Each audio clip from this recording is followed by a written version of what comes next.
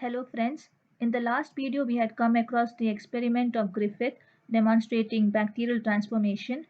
In the present video we shall focus on the proving evidences of DNA as genetic material by two more experiments, that is by Avery and co-workers as well as Hershey and Chase experiments.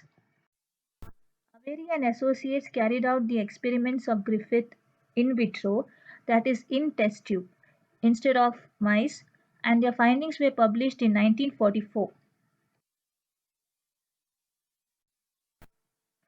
A culture of live rough cells produced typical rough or avirulent colonies, while plating of heat-killed smooth cells or DNA isolated from smooth cells, which are the virulent colonies, did not yield any colony.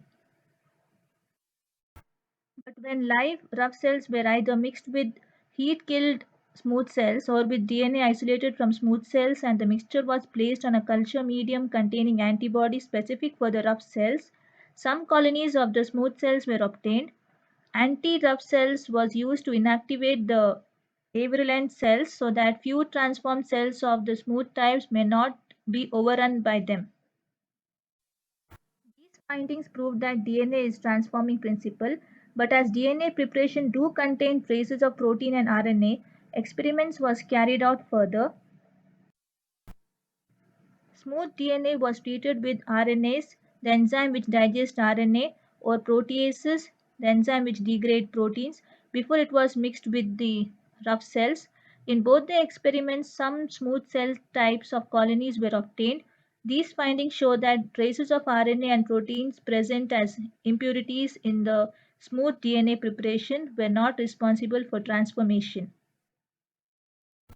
In another experiment, they treated smooth DNA with DNase, the enzyme which digests DNA, before it was mixed with rough cells. In these experiments, the rough cells were not transformed into the smooth cells or the virulent cells. In spite of proving their findings, most biologists were unable to appreciate the significance of these findings as there was lack of information on the molecular mechanism of transformation.